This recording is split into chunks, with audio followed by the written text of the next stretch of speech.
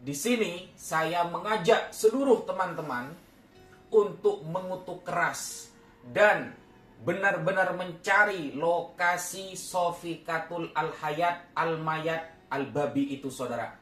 Maka saya mengajak mungkin kepada Bapak Polisi dimanapun berada yang memiliki kapasitas untuk bisa mencari betina satu ini, seperti Sofikatul Al-Hayat Al-Mayat ini, kita wajib berperang memerangi orang-orang seperti ini. Maka saya Al-Fakir Abdul Wafi mengajak semua teman-teman Islam, baik dari ujung timur sampai ujung barat, cari lokasinya, kemudian tangkap dan hukum seberat-beratnya.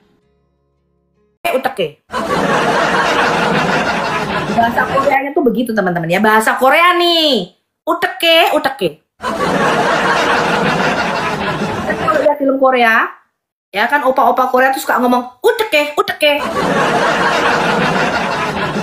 Itu, uteke, uteke rawono uteke. Think.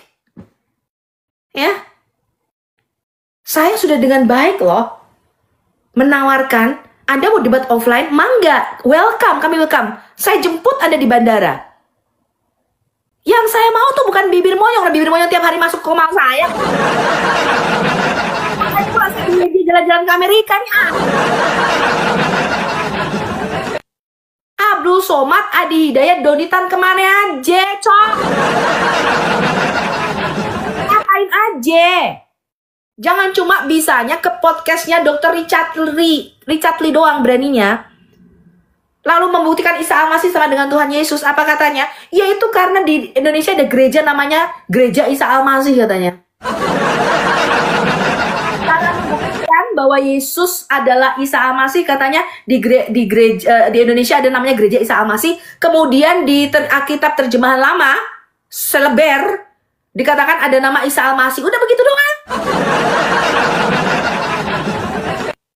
Lalu, Anda ingat nggak debatnya Pendeta Esra Soru dengan Ahmad Kainama? Saya dikirim 4 jam lebih kalau saya nggak salah, ada di YouTube. Debat 4 jam lebih tentang Yesaya 53. Karena memang kita tidak bisa mengcounter balik.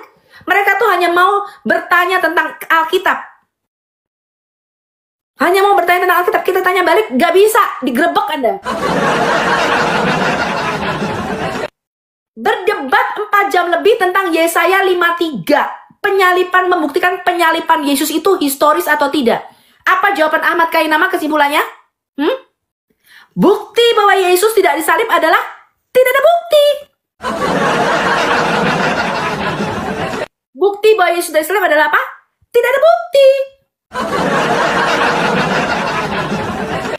Lalu Anda menyuruh saya membiayai ongkos tiket, sewa gedung, keamanan, hotel, konsumsi makanan, ujung-ujungnya apa bukti Yesus tidak disalib? Tidak ada bukti. Buktinya Yesus tidak disalib adalah tidak ada bukti. Lah, kalau jawabannya walahu alam, ngapain jauh-jauh, Cong? Di sini aja di TikTok jawabnya. Ngapain jauh-jauh? Hah? Ke Malaysia? Siapa pula mau ke Malaysia? Saya udah bolak-balik pergi Malaysia, Cong. Malaysia sama Amerika, kira-kira kerenan mana, teman-teman? Hah? Malaysia sama Amerika, kerenan mana kira-kira kalau Anda diajak jalan-jalan? Anda pilih yang mana, saya tanya? Ya pilih Amerika lah.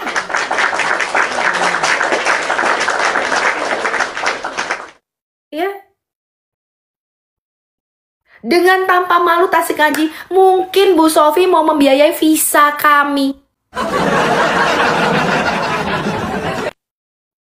Gue disuruh ngeluarin duit, tiket, hotel, penginapan, ya, untuk bayarin kamu Tasik Ngaji yang saya juga nggak kenal kamu tuh siapa, ya. Plus Jonathan Nandar, plus satu lagi mungkin kamu bawa Uniriva, satu lagi mungkin kamu bawa si Kores.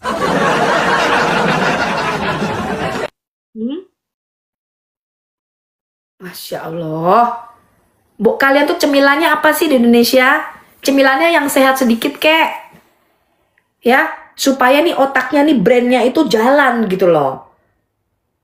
Ya, mungkin nggak Bu Sofi mau ngeluarin duit, yang maju itu Yonatan Nandan. Kalian mau ada di Indonesia debat offline? Kenapa? Karena kalian itu punya pasukan daster.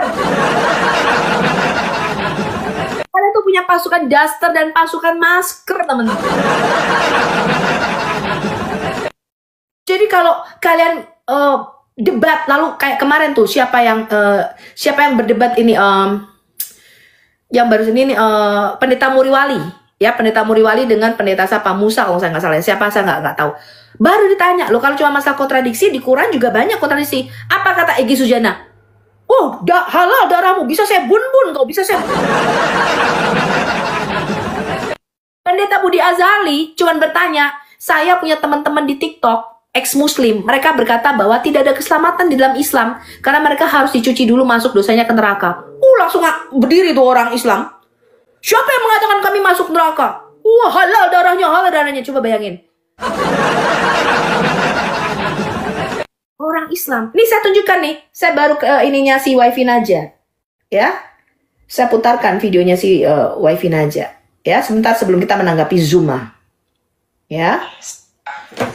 Di sini saya mengajak seluruh teman-teman untuk mengutuk keras dan benar-benar mencari lokasi Sofikatul Al-Hayat Al-Mayat Al-Babi itu, saudara. Maka saya mengajak mungkin kepada Bapak polisi dimanapun berada yang memiliki kapasitas untuk bisa mencari betina satu ini, seperti Sofikatul Al-Hayat Al-Mayat ini, kita wajib berperang memerangi orang-orang seperti ini. Orang Islam, baik dari ujung timur sampai ujung barat. Ujung timur sampai ujung barat. Kemudian tangkap dan hukum seberat-beratnya. Tangkap. Takut. Bayangin teman-teman, Islam ini setelah kita bongkar, Islam itu disebarkan dengan pedang, dan Islam akan dihancurkan lewat internet.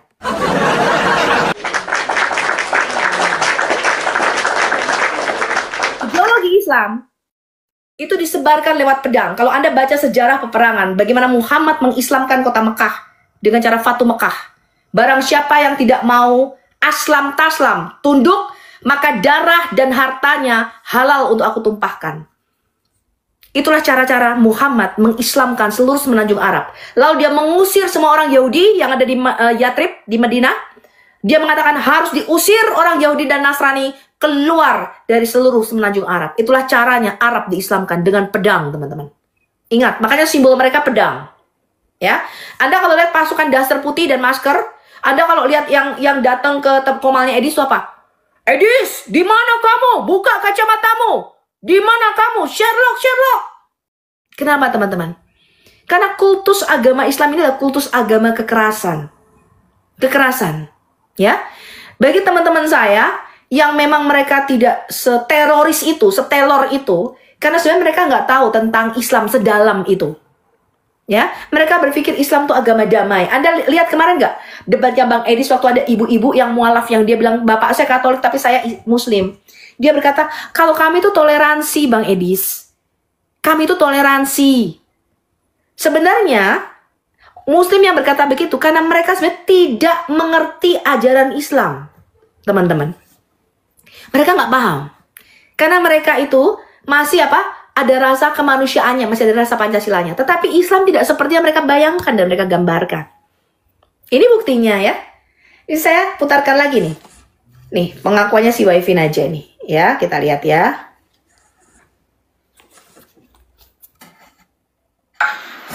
Di sini saya mengajak seluruh teman-teman untuk mengutuk keras dan benar-benar mencari lokasi Sofikatul Al-Hayat Al-Mayat Al-Babi itu, saudara. Maka saya mengajak mungkin kepada Bapak polisi dimanapun berada yang memiliki kapasitas untuk bisa mencari betina satu ini, seperti Sofikatul Al-Hayat. Udah gemes dia sama gue, mau dicubit pipi gue udah gemes. Fakir, Abdul Wafi mengajak semua teman-teman Islam, baik dari ujung timur sampai ujung barat, cari lokasinya, kemudian tangkap dan hukum seberat-beratnya. Tangkap. Hah? Bisakah kamu menangkap saya? Saya mengajak. Hah? Menakem Ali ini loh sudah berkali-kali ini sampai sekarang nggak nangkap saya nih. Gimana nih? Hah? Menakem Ali bahkan mendatangkan kita akan koordinasi semua pengacara dari Sabang sampai Merauke. Videonya saya masih punya. Kita akan koordinasi pengacara Sabang. Bayangin untuk seorang Sofia Al-Hayat, kita membutuhkan 100 pengacara. Luar biasa. Satu orang pengacara, kemarin bayarnya berapa tuh saya nggak ngerti ya. Kalau pro bono itu aja nggak dibayar. Untuk 7 orang berapa teman-teman? Hampir 200 juta, 7 orang. Itu si anak Batak punya pengacara. Kalau 100 pengacara untuk menangkap saya, 100 dikali berapa tuh? Coba saya hitung ya berapa M. Hebat betul. Sampai sekarang saya masih aja tuh. Jangankan kamu, Allahmu saja saya tantang. Di surah An-Nisa ayat 47 kita lihat Quran mereka. Surah 4, surah An-Nisa. Kita lihat ya teman-teman ya, ayat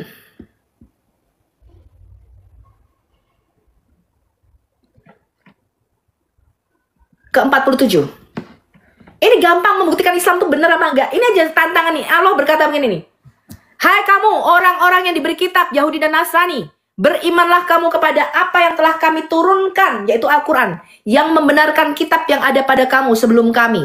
Sebelum kami apa? Mengubah mukamu, lalu kami putar ke belakang. Dan kami kutuki mereka sebagaimana kami telah mengutuki orang-orang yang berbuat maksiat pada hari Sabtu. Maksudnya dijadikan monyet dan babi. Jadi kalau itu teman-teman, Allah itu di sini mengancam. Kalau kamu nggak percaya kepada Quran, wahai orang Kristen dan orang Yahudi, ya, kami putar kepala kamu ke belakang. Ini lo lihat nih, kepala saya ke belakang apa ke depan nih teman-teman, ha? Saya tantang itu udah berapa tahun yang lalu ya. Lalu mesti bilang seminggu Bu Sophie nanti. Kepala saya udah bertahun-tahun ini masih tetap ngadep ke depan kok. Allahmu subhanahu wa ta'ala berkata, kalau kami orang Kristen tidak percaya Al-Quran yang diturunkan kepada Muhammad, Allahmu akan memutar kepala kami ke belakang, lalu jadikan monyet dan babi. Mana sampai sekarang kepala saya tuh masih ke depan? Mana? Kepala saya masih ke depan. Berarti An-Nisa 47 ini nggak bisa dibuktikan. Ya. Ih, takut. Takut. Kalau takut, saya tidak akan mengkritik Islam, teman-teman. Untuk Anda bisa melakukan apa yang kami lakukan, ya, membuka ajaran, Anda harus punya knowledge, ilmu pengetahuan. Anda harus punya persiapan, preparation. Tanpa persiapan Anda nggak akan bisa melakukan apa yang kami lakukan. Ya, makanya di Indonesia nggak ada yang sekarang nggak berani debat mereka. Cuma kalau nggak berani mengkritik sesama Kristen yang dilakukan apologet Kristennya di Indonesia nih kebanyakan yang sudah open camp karena mereka diancam takut. Apa yang mereka lakukan teman-teman? Nggak berani lagi debat sama Islam, nggak berani mengkritik Islam. Mereka nggak berani berbicara Quran atau hadisnya. Ya, mereka hanya menjawab tentang Alkitab saja karena mereka masih di Indonesia. Yang kedua, apa yang mereka lakukan? Justru menjelek-jelekkan sesama orang Kristen. Karena memang mereka pembuat konten YouTuber, ya, sehingga ketika mereka tidak bisa lagi mengabarkan Injil, apa yang mereka lakukan? Ya udah sesama Kristen aja dibantai lebih aman. Toh kalau Bu Sophie dikatain Sophie katul, sop katul bekatul, nggak mungkin Bu Sophie bunuh saya. Bu Sophie orang Kristen kok, agama kasih. Bu Sophie marah, Bu Sophie itu kan orang Kristen ajaran kasih. Bu Sophie aja yang kita hina-hina. Betul nggak teman-teman? Kalian nggak berani mengkritik Islam yang di Tusbol itu, yang di pesantren-pesantren kemarin. Kalian nggak berani mengkritik ajaran kekerasan di dalam Quran mereka. Kenapa? Ya disinggung sedikit, dibantai ya. Akhirnya mereka beralih sesama Kristen aja, karena pasti nggak marah. Bang Edis dihina-hina, Edis kudis gitu kan katanya. Bang Edis marah? Enggak. Tidak. Karena kami orang Kristen. Ya, kami anak Tuhan. Tapi kalian tidak berani melakukan itu kepada ustadz-ustadz yang menghina agama Kristen tuh. Berani? Nggak berani. Mereka justru pembela Islam. Ya, kenapa nggak berani teman-teman? Karena mereka mengerti lebih aman mengata-ngatai orang Kristen. Lo Bu Sofi orang Kristen pasti agama damai, nggak mungkin. Saya seumur hidup tidak pernah membunuh manusia. Ya, nggak seperti orang Muslim. Ke Komal bukannya bawa data, bukannya bawa buku nih. Bawa parang di debatnya. Anda nggak berani mengkritik Islam, kenapa? Bayangin tuh, Ahok cuma ngomong surat Al-Maidah. Berapa juta umat Islam pakai daster berlomba-lomba ke Monas, teman-teman.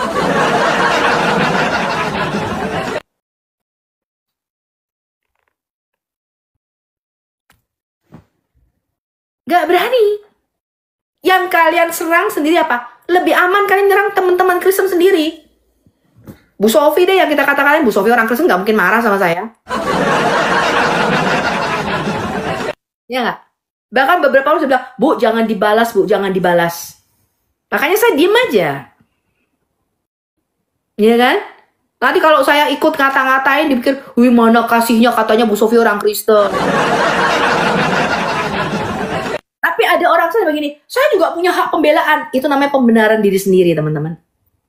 Ya, ada orang bilang, saya juga punya dong, saya juga mau dong membela diri saya. Masa nama saya jelek? Loh.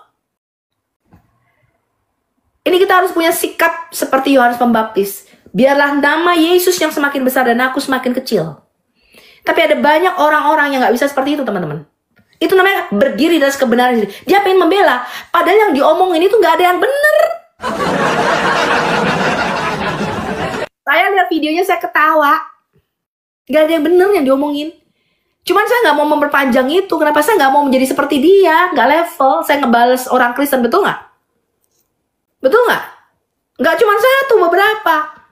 Al-Hayat itu gak ada duitnya, begini. Tapi minta duit sama gue.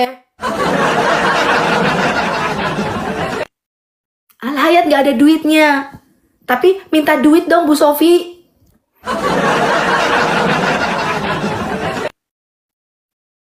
Saya diem aja. Apa saya pernah ngomong kalau saya kasih atau saya bantu? Nggak pernah kan? Karena bagi saya teman-teman, firman Tuhan itu bukan hanya bisa dilakukan lewat mulut. Tapi juga Anda harus bisa mempraktekkan itu. Betul? Yang mengancam saya untuk melaporkan itu bukan orang Islam, orang Kristen sendiri. 7 orang yang tidak melaporkan saya sebelum saya open camp. 7 orang. 7 orang, itu orang Kristen semua yang mengancam saya. Bayangin. Apakah saya berbalik mengancam mereka? Gue juga tahu identitas elu. Gue juga tahu nama elu. Apakah saya melakukan itu? Tidak. Kenapa? Karena bagi saya, firman Tuhan bukan hanya di mulut, tapi harus kita lakukan, teman-teman. Saya nggak mau seperti itu. Yang ngancam saya tuh orang Kristen. Satunya udah mati. Namanya Kevin dulu. Orang CIA. 2 orang CIA, 2 orang WAFM. 1 yang sekarang ada di Eropa sama Pauzang. Ngancem saya itu. Nah sekarang saya open camp. Hah? Katanya mau laporin saya. Mana? Hah? Bukan orang Muslim sendiri. Orang Kristen pun banyak Yudas Iskariotnya, teman-teman. Jadi saya nggak heran. Tapi saya lihat videonya dia, bagaimana dia membela dirinya sih, saya cuma ketawa sih. Kenapa? Karena emosi jiwa kan. Dulu saya juga begitu kan, saya sering dikatain pesunda, pelacur, betul nggak teman-teman? Saya juga emosi, gila. Tapi teman-teman bilang, udah nggak usah ditanggepin. Ngapain kayak gitu? Dia bener ya, nggak level, kayaknya gue tanggepin. Ya. Nggak perlu saya membela diri. Karena orang-orang di sekeliling saya tahu. Ya. Gitu loh teman-teman. Ya. Memang saya malu kenapa? Karena ketika nama baik kita kayaknya dicemar, kita tuh jadi apologet itu seakan-akan menjadi selebriti atau public figure. punya fans base, betul? Wah, itu kan fansnya Edis, fansnya Bu Sofi, fansnya ini, fansnya ini.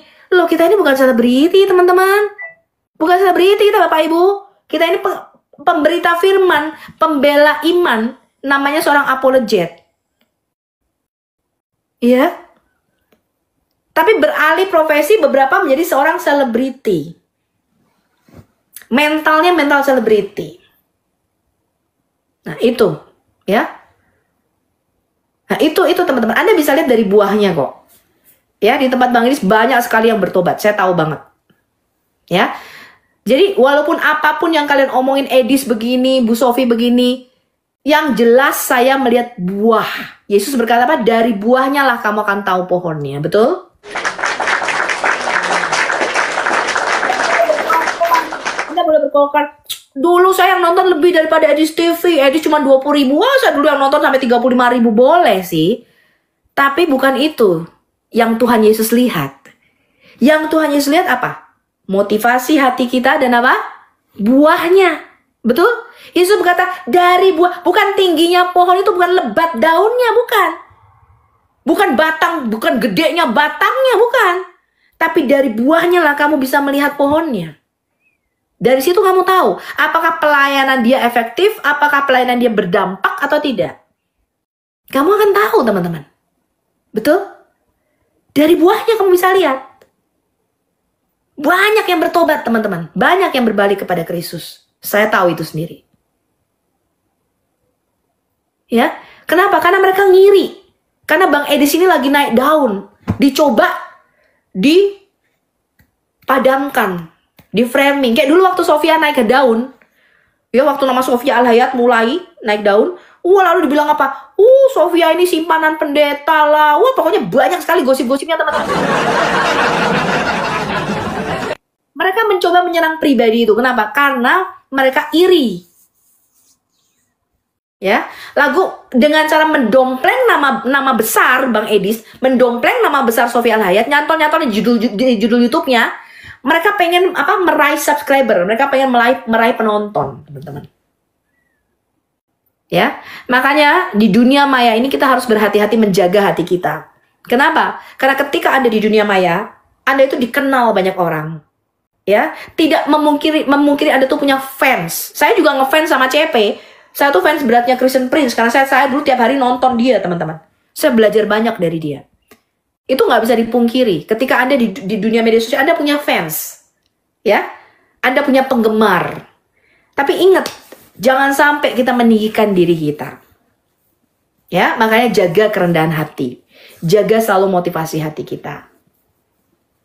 Ya, dan saya bisa melihat itu dalam hidupnya Bang Edis. Kenapa? Karena saya ngerti sehari-hari. Bukan cuma di dunia media sosial doang. Kalau di media sosial semua juga bisa nampak. Itu semua kayak malaikat, Bapak Ibu, mengabarkan Injil, kabar baik, cerita firman. Betul nggak? Kalau di dunia media sosial nih, betul nggak? Di medsos yang Anda lihat tuh loh, apologet. Tapi Anda hanya bisa mengetahui jikalau Anda bergaul dengan dia sehari-hari. Dari situ kamu bisa tahu bagaimana orangnya. Ngerti ya, teman-teman ya? Kalau di media sosial semua juga bisa dibikin-bikin. Kamuflase itu kayak YouTube-nya selebriti lo, Atta Halilintar lah, Luna Maya lah, siapa lagi. Mereka bisa bikin-bikin, ini aku pura-pura makan di sini ya, nanti kamu begini, aku begini. Itu udah di setting-settingan, tau gak teman-teman? Ini saya lagi nggak mau bahas itu ya, saya cuma tadi menanggapi video.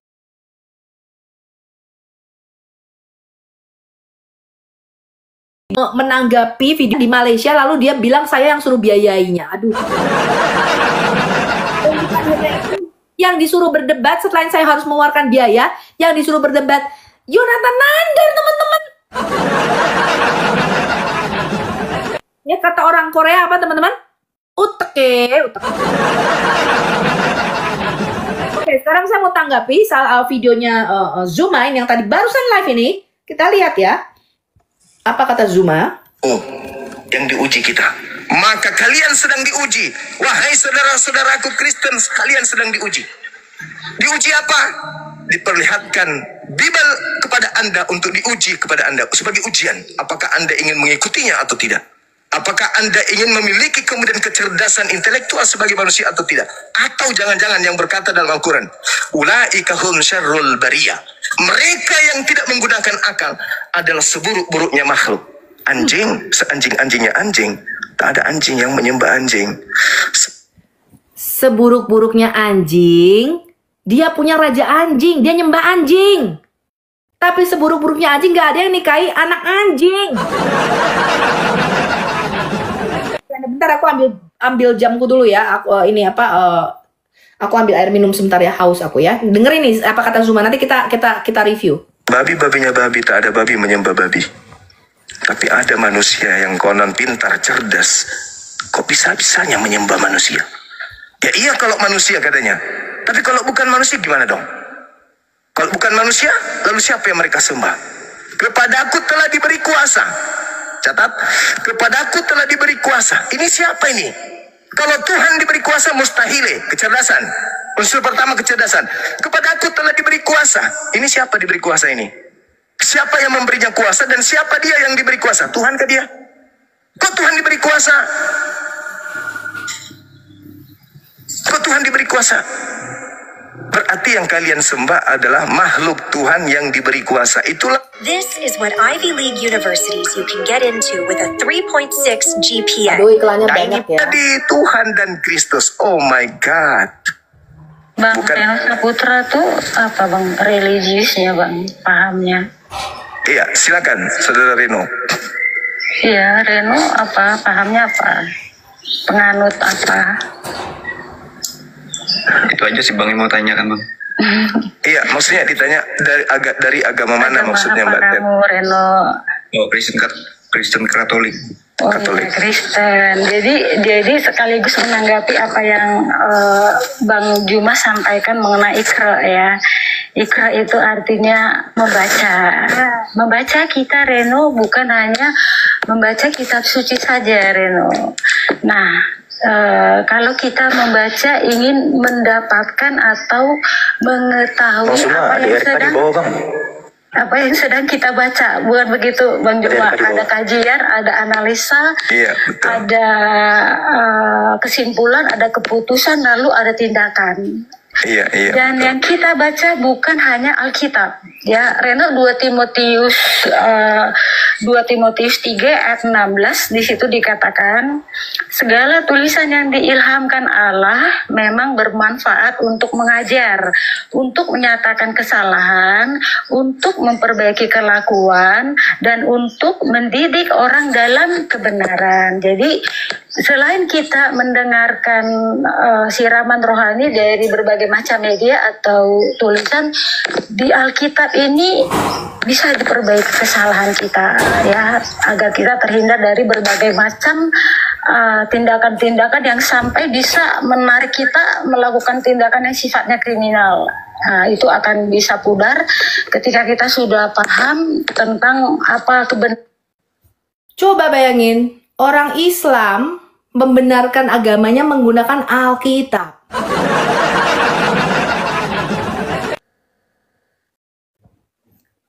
Jadi mereka setiap hari ngebahas Alkitab, ngebacot tentang Alkitab. Ngebahas bahwa Yesus itu bukan Tuhan. Tuh dia fitnah tadi. Yesus itu Mesias, dia diberikan kuasa karena dia Mesias. Maka dikatakan di Mazmur 110 ayat 1 dikatakan, duduklah di sebelah kananku sampai kubuat musuh-musuh menjadi tumpuan kamu. Mesias itu artinya raja yang berkuasa di bumi. Kekuasaan Mesias ini yang diberikan kepada Bapa. Bapa menghendaki dari sejak kekal, dari sejak semula. Yesus itu diperuntukkan bagi kita sebagai Mesias. Sudah sejak semula adalah rencana Allah bahwa anaknya itu akan menjadi raja di bumi, menjadi Mesias. Dan Mesias itu disembah.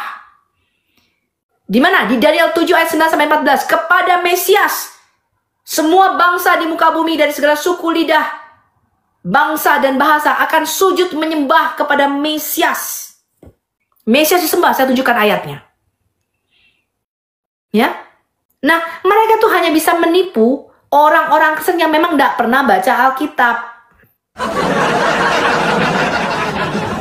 Mengutip ayat, ini kita lihat ya. Itu apa yang dikehendaki Tuhan. Kalau yang cewek. Pancing untuk membaca Ibrani. Tidak ada lagi dia perintahkan baca ini. Kenapa? Dia tahu kalau Bang Suma sudah tahu senjata matinya, tahu kartu matinya. Bahaya ini Bang Suman ternyata. Disuruh baca Ibrani, saya disuruh malah saya kalang kabut. Kembali ke tema. Loh, yang suruh tadi. Kembali ke tema. Lihat mukamu yang pucat itu, lihat mukamu, jangan ke situ, palingkan kameramu. Tadi katanya nantang bahasa Ibrani. Nah inilah kelas kalian, mulut doang, cuman congor, ini kosong. Yang cuma Tidak seperti cowok itu Islam. kau Zuma. Sampai sekarang nggak berani buka cadar. Ya. Yang mulut besar itu kau. Zuma 2 tahun lalu, saya tantang dia debat dalam bahasa Arab. Karena waktu saya tanya, saya bacakan Sirah Nabawiyah Ibn Hisham volume 1 halaman 179.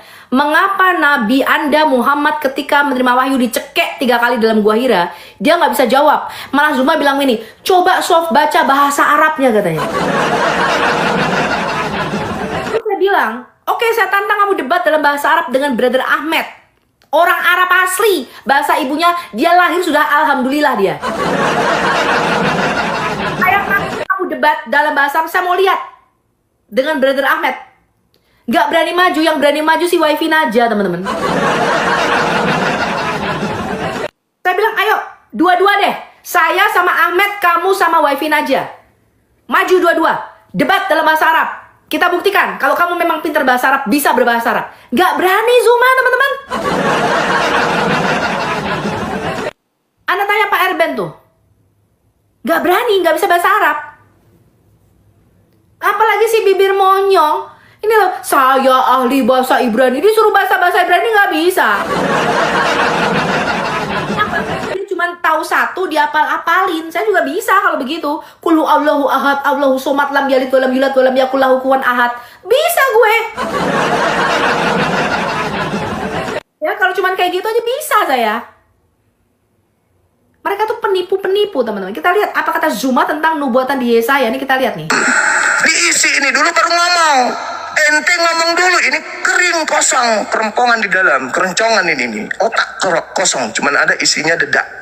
Kebanyakan minum Coca-Cola itu bang. Iya, makanya. Itu nggak ada. Jadi kalau RK masih mau. Ternyata Zuma juga minumnya Coca-Cola teman-teman, tapi ngaco, minumnya kencing ontak dia. Ya, jadi Zuma ini mungkin minumnya karena kebanyakan minum kencing ontak, jadi begitu. Ini suara saya jelas nggak sih? Jelas ya? Suara saya cukup jelas nggak? Ketik 1 kalau suara saya jelas, apa saya perlu pakai headset? Harusnya suara saya cukup jelas ya. Jelas suara saya teman-teman? Keras dan jelas? Aman? Oke, kita lanjutin ya. Mengulang penderitaan silakan. Saya lihat kok orang-orang nonton kok kemarin 1 jam pertama itu Anda nggak bisa ngapa-ngapain. Mau ngomong apa saya ini nggak bisa lagi. Mau kemana perginya? Bingung Anda kan? Padahal saya dengan santainya hanya membuka HP, aplikasi HP doang. Ini dalam Lukas 2, ini dalam Kisah Para Rasul 2. Gitu doang, tunjukkan. Paniknya minta ampun, lari kemana-mana. Gak ngapa-ngapain pun saya. Bagaimana kalau Anda menghadapi anak-anak saya yang ahli data?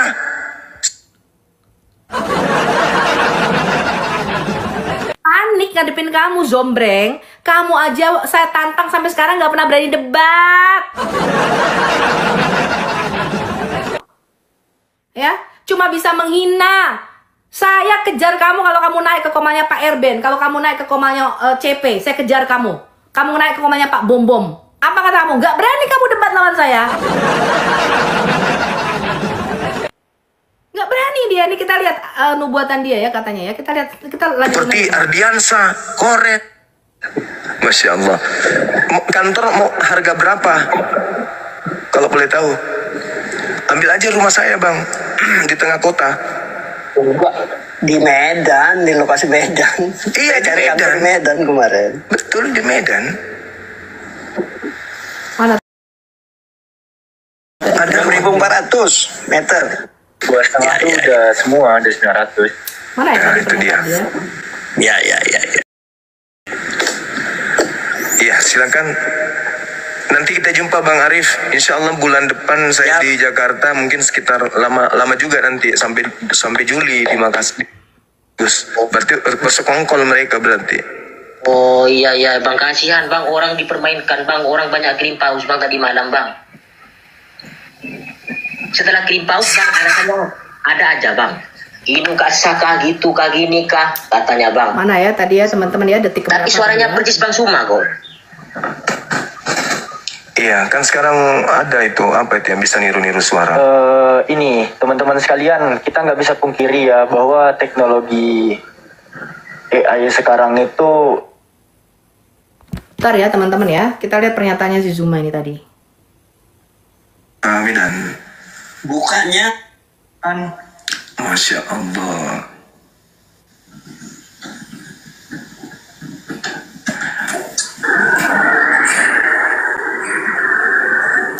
Bentar ya teman-teman ya. Kita lihat ya. Tadi sudah saya kasih di menitnya tapi kita lihat pernyataannya si Zumbreng ini ya.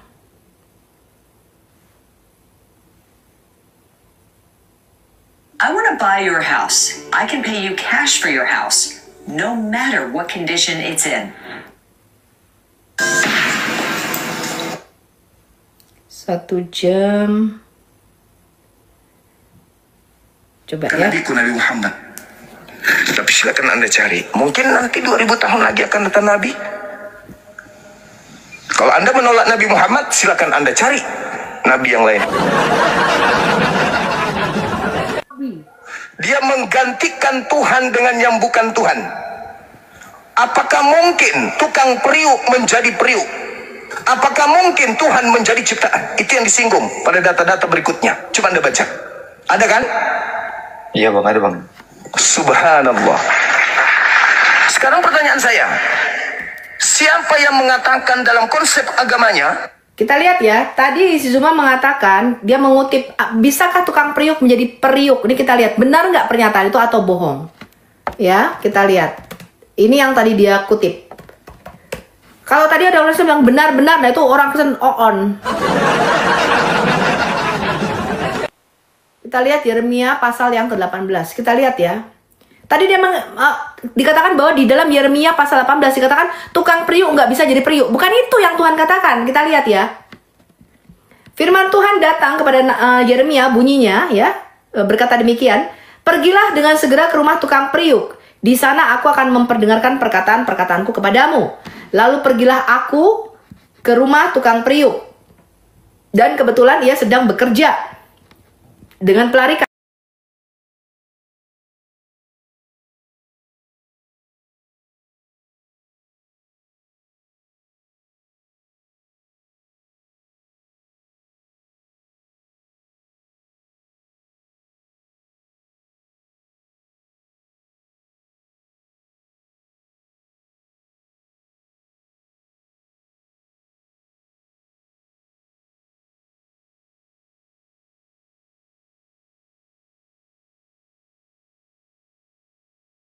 karena aku ini penjunan, aku ini pemilikmu, aku penciptamu. Tidak pernah dikatakan yang seperti Zuma tadi, bahwa Tuhan berkata tukang periuk nggak bisa jadi periuk. Itu bohong teman-teman. Ya, nggak ada di dalam Yeremia pasal 18 ini Tuhan berkata aku sebagai tukang periuk tidak bisa menjadi periuk. Nggak ada. Lalu kalau yang masuk ini tadi saya nggak tahu nih siapa nih, apa orang Kristen apa nggak tahu, yang atau ngaku Kristen. Iya katanya.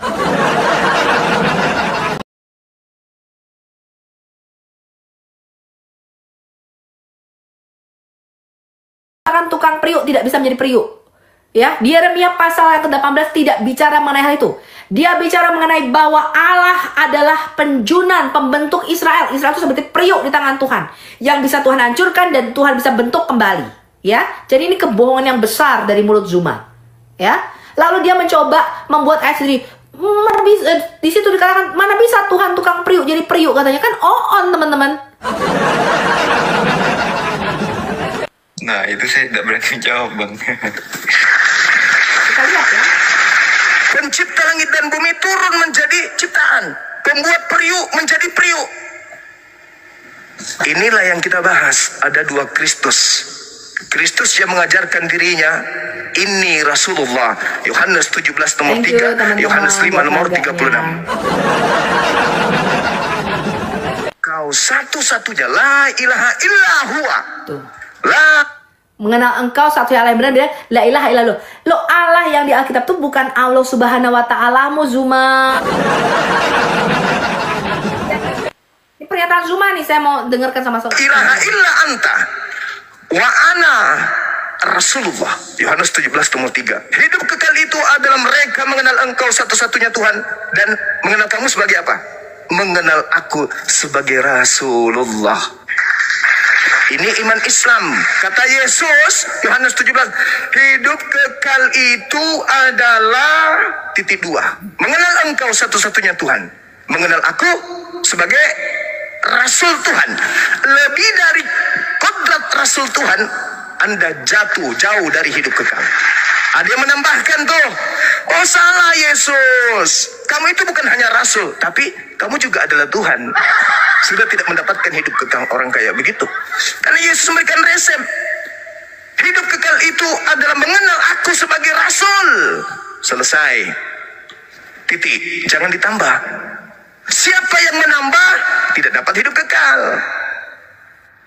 Kristen ketika dikatakan hidup kekal itu adalah mereka mengenal engkau. Lihat nih, bagaimana seorang muslim itu selalu tukang ngurusin ajaran agama orang. Lalu mereka membahas-bahas Alkitab, padahal mereka nggak ngerti artinya apanya Yesus sebagai utusan. Sebagai utusan, dia firman yang ada di dalam diri Allah, diutus ke bumi. Maka di Galatia 4 ayat 4 berkata, Bapa mengutus anaknya ke dalam dunia menjadi manusia. Ya, rasul yang dimaksud adalah rasul yang berasal dari surga, bukan kayak nabimu. Kalau ini yang tadi diajak dialog, orang saya cuma bengong, diam-diam aja ngok. Kenapa? Orang sengowohan nggak ngerti apa-apa, teman. Ya, kita lihat ini apa kata Zombre. Itu satunya. Kristen mengatakan apa? Oh, no. Bukan satu-satunya, tapi Yesus juga. Roh Kudus juga. Maksud lo? Roh Kudus dan Yesus juga adalah satu kesatuan dengan yang satu itu. Wow, keren. Padahal Yesus mengatakan, dan mengenal Yesus Kristus yang engkau utus. Berarti Yesus hanya dikenal sebagai utusan. Itu imannya Islam. Wa isqala Isa bin Maryam, ya bani Israel, inni rasulullahi ilaikum. Kita lihat pernyataan Zuma itu. Iman kami tuh mengenal Yesus Kristus ini sebagai utusan Tuhan untuk Bani Israel. Itu iman kami. Hidup kekal dong umat Islam. Yes. Makanya dikatakan dalam Al-Quran surah Al-Mu'minun ayat 1, Qad aflahal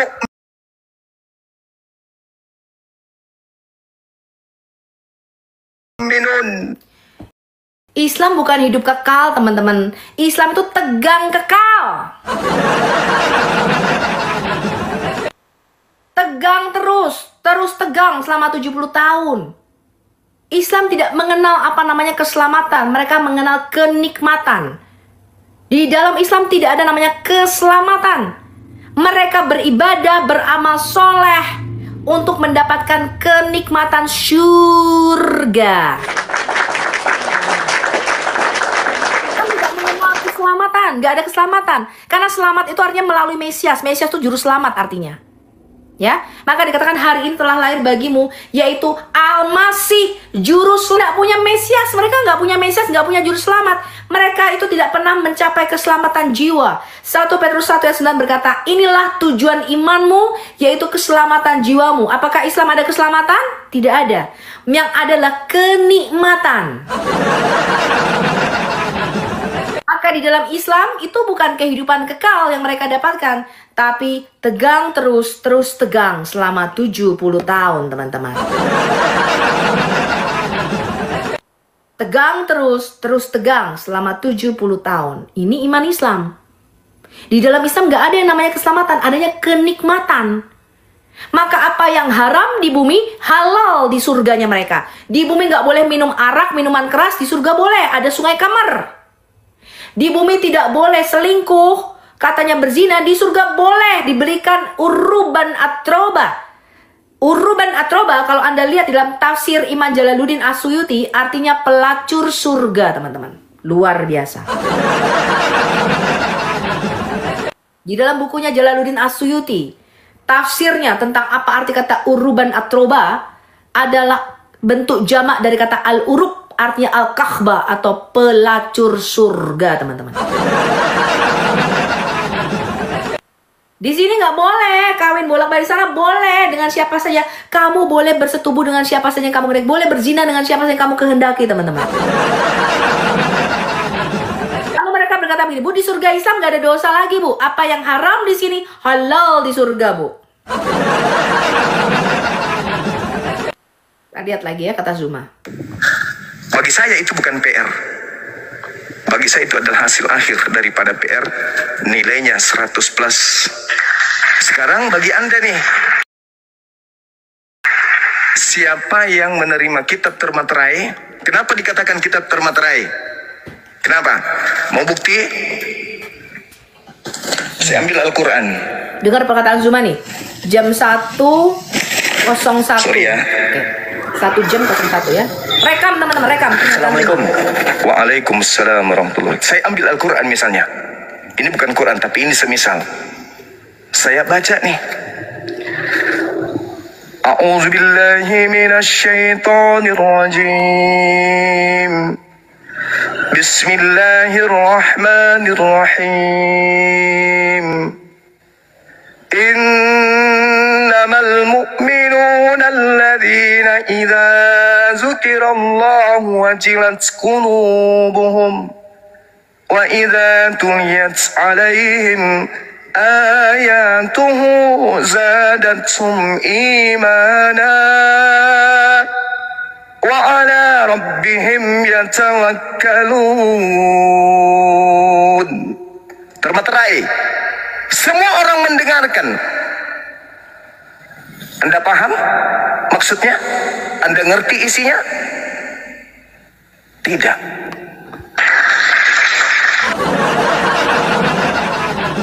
Saya harap brother Pil Pahit yang suka bikin video pendek, saya nggak bisa loh bikinnya, saya nggak tahu ya. Tolong dong bro Pil Pahit dibikin dong video pendeknya. Zuma mengatakan nubuatan di Yesaya berapa 29 dikatakan ada satu kitab yang diberikan termeterai, kitab itu nggak bisa dibaca. Lalu dia mengatakan itu ditujukan kepada Muhammad. Kenapa? Karena ketika Quran dibacakan, Anda mengerti isinya? Tidak, katanya. Jadi maksudnya kalau orang dengerin orang Muslim baca Quran nggak ngerti artinya, itulah yang dimaksudkan dengan kitab yang termeterai, teman-teman. Jadi mendengarkan Quran tapi nggak ngerti artinya, itu maksudnya kitab termeterai menurut dia. Bayangin teman-teman, kalian tuh di Indonesia minum apa sih sebenarnya? Kitab yang termeterai itu, Bu, coba kalau Bu Sofi dengar orang Islam baca Quran, Bu Sofi tahu artinya? Tidak kan? Bu Sofi nggak tahu artinya kan? Ya itu, Bu, maksudnya kitab yang termeterai. Bingung saya teman-teman ya. Kita lihat Muslim apa Kristen ini.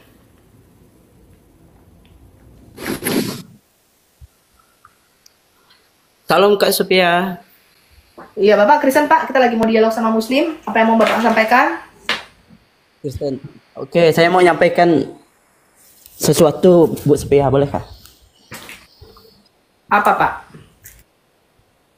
Jadi gini, bagi umat Muslim semuanya,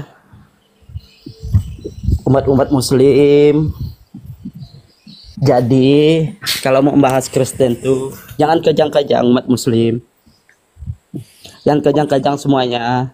Mengapa saat Kristen membahas Muslim, kalian kejang-kejang? Lalu siapa yang benar di sini? Kalian resah sama kami umat Kristen, sedangkan kami tidak mengajarkan peperangan. Mengapa kalian resah sama kami? Ya karena memang mereka tuh anti Kristus Pak, anti kekristenan. Jadi nggak bisa dipungkiri lagi, memang agama Islam ini adalah satu-satu. Kalau Anda lihat ya, dari ke berapa sekarang mungkin 6 atau 5 agama Indonesia, satu-satunya yang sering ngurusin agama orang itu kan Islam, betul nggak? Betul, betul, Pak. Yang sering ngucik-ngucik gereja, yang ngebom gereja saya tuh ya orang Islam. Buddha, Hindu nggak ada yang begitu. Hanya orang Islam Pak yang begitu. Bahkan yang membuat fatwa dilarang mengucapkan selamat Natal itu ya cuma orang Islam, Mbak.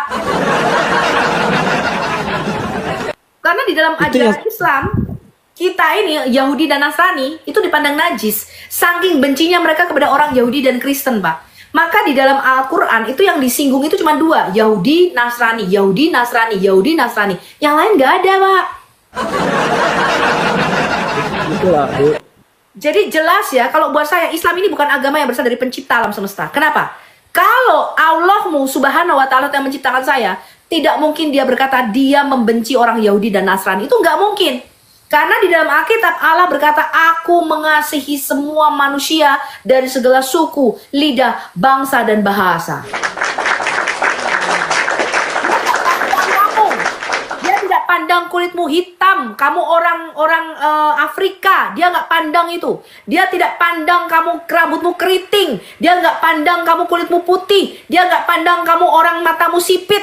Itu nggak dipandang sama Tuhan kita. Tapi di dalam Al-Quran dan di dalam hadisnya berkata orang berkulit hitam tidak masuk kerajaan surga, nggak masuk surga, Pak. Bayangin, Pak. Ya, saking bencinya Islam dengan orang Yahudi dan Kristen. Saya kasih tahu Anda, teman-teman Indonesia, kalau ada yang mengatakan Islam ajaran damai dan berdonasi, that is nonsense, teman-teman. Nonsense. Ya. Bahkan kemarin waktu Profesor Cakra juga bertanya, ya, di dalam hadis ada dikatakan kalau kalian tidak ke masjid, kalian rumahnya tuh berhak dibakar sama Muhammad. Muhammad memerintahkan untuk membakar rumah orang-orang yang tidak mau sholat Jumat ke masjid. Bayangin. Bayangin. Kenapa sekarang ini nggak dilakukan? Ya karena kita negara bukan negara Islam. Coba hukum Islam mana sih yang diberlakukan? Kemarin Bang Edis tanya di Malaysia. Malaysia katanya kan syariat Islam. Ya kan? Kalau mencuri, dipotong tangannya nggak? Enggak, malah dipenjara katanya. Dalam Islam nggak ada di penjara. Di dalam Islam mencuri potong tangan, tapi hukum Islam memang nggak bisa diperlakukan, teman-teman. Nggak bisa diperlakukan. Ya kalau diperlakukan bubar dunia ini. Ya saya tertarik nih dengan satu ibu-ibu di Jerman ini yang kemarin juga berseru ya. Inilah the face of Islam. Mereka memang tujuannya adalah untuk apa? Mengambil alih seluruh Eropa dan bahkan Amerika.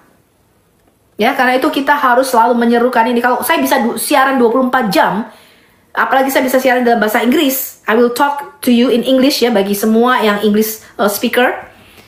I will do it. Ya, 24 jam mungkin saya nggak berhenti siaran. Kenapa? Karena this cult ini benar-benar buruk banget, teman-teman. Efeknya kepada masyarakat dan sosial itu sangat-sangat buruk. Ya, tujuan Islam, kalau Anda mempelajari Islam, satu tujuan mereka mendirikan khilafah. Mereka mengambil alih kekuasaan politik dunia dan ingin mendirikan negara Islam dimanapun mereka berkuasa dan menjadi mayoritas. Gak ada lain. Maka di Indonesia pun mereka berusaha mengganti Pancasila dengan apa? Paham khilafah. Dan bukan hanya sekarang radikalisme ini masuk, mereka masuk ke yang didoktrin itu anak-anak masih kecil. Anak-anak yang masih otaknya masih polos-polos itu didoktrin, teman-teman. Untuk membenci orang-orang kafir, untuk membenci orang di luar Islam. Ini ajaran mereka, hati-hati. Ya, dan mereka ingin mendirikan khilafah. Ini sudah masuk ke SMA, bahkan kepolisian itu 3%.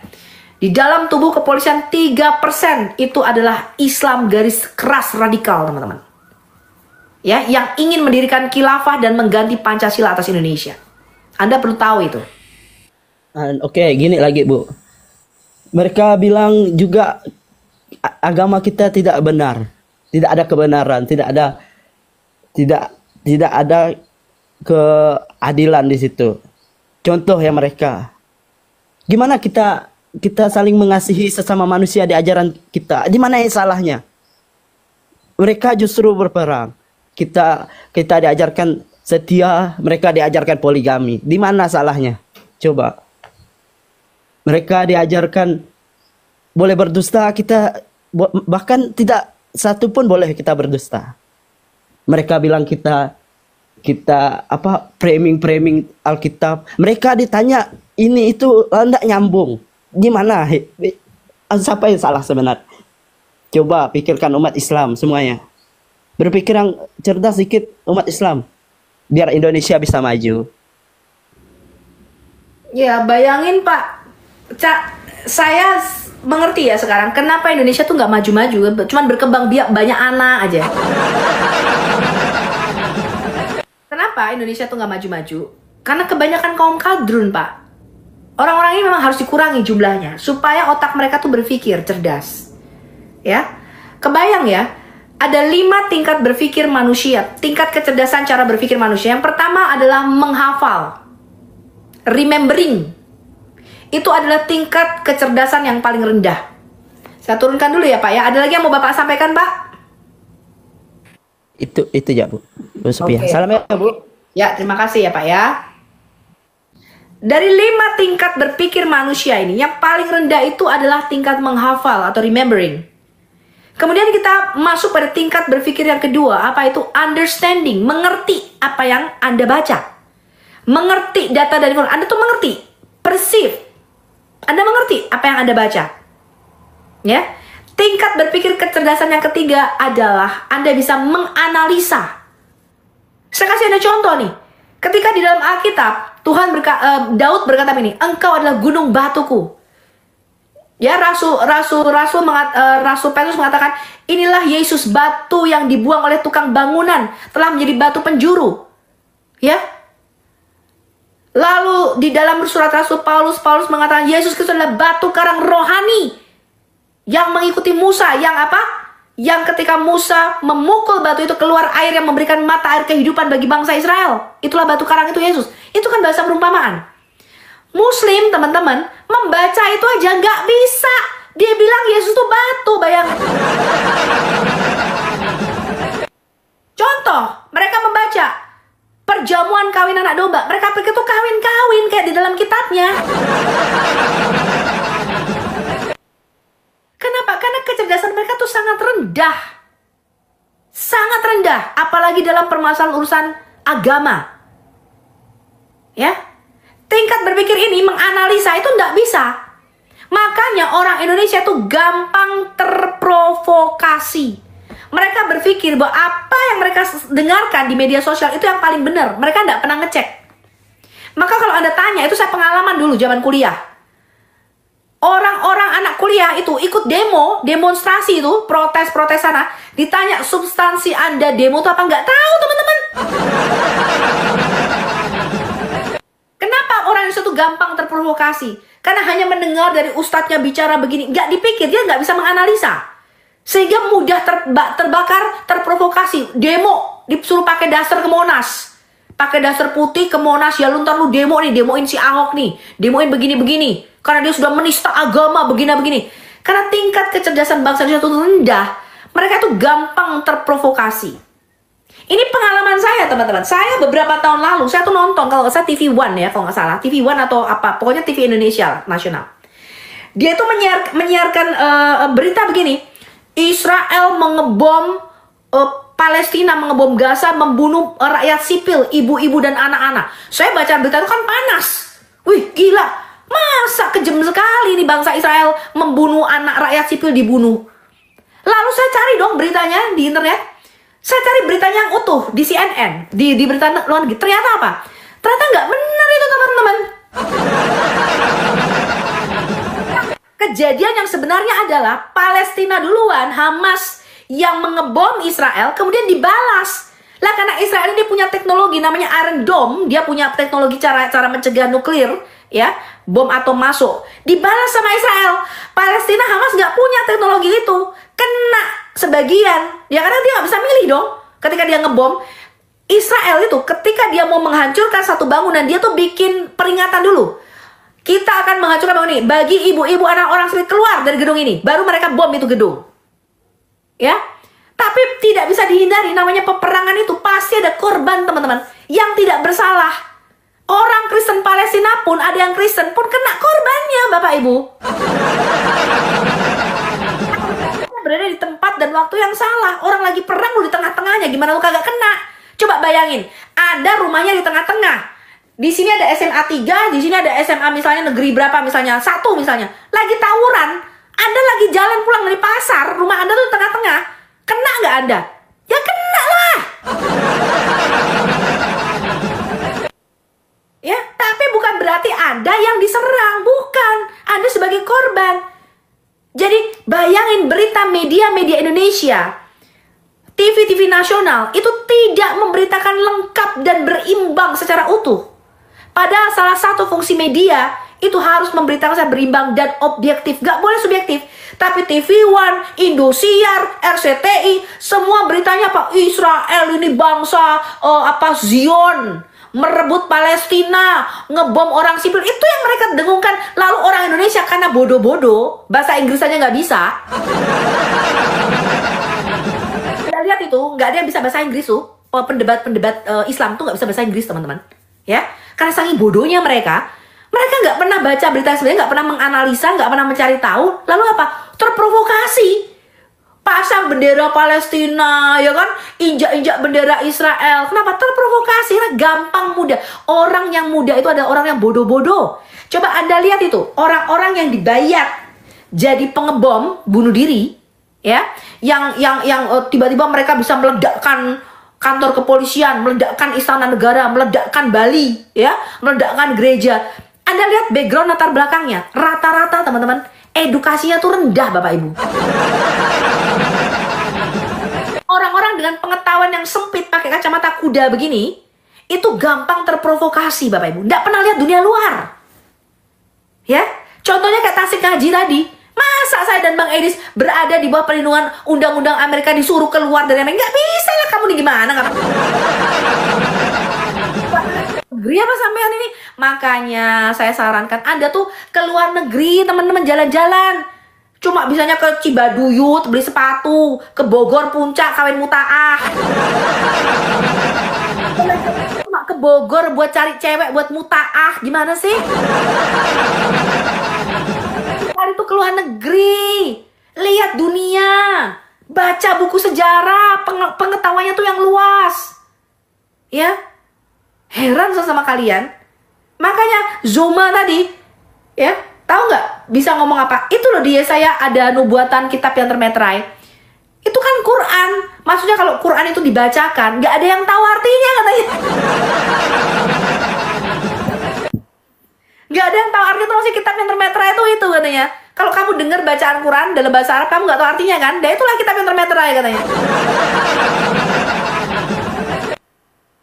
Ya, jadi mereka tuh meminta untuk memahami Alkitab tapi nggak paham. Contoh nih, Zuma bertanya siapa tuh Yesus sama Pak Erben. Pak Erben jawab dong, Yesus tuh firman, logos, ide, kecerdasan Allah, akal budi. Lalu dia baca Lukas 1, Gabriel, malaikat Gabriel, malaikat Gabriel menyampaikan firman Tuhan kepada Maria. Dipikirnya malaikat Gabriel tuh nganterin Tuhan Yesus kepada Maria, Bapak Ibu. Gabriel menyampaikan firman kepada Maria, lah Yesus kan firman Allah. Lalu dibilang begini, berarti malaikat Gabriel itu nganterin Yesus kepada Maria. Cara berpikir keempat adalah applying, menerapkan pengetahuan yang Anda terima dan Anda olah tadi, Anda analisa. Dan tingkat berpikir yang paling tinggi adalah creating a new idea. Anda bisa membuat ciptaan baru, menciptakan baru. Manusia itu bisa menciptakan, Bapak Ibu. Ya, kita bisa menciptakan dalam tanda petik terbatas. Bukan seperti Tuhan minta.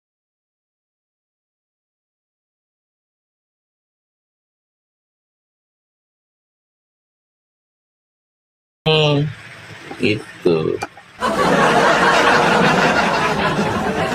Beda. Kalau kita Tritunggal jelas. Siapa yang ketemu Musa? Sang Firman. Langsung jawab. Jelas. Siapa Sang Firman? Yesus Kristus. Jelas jawabannya. Itu loh.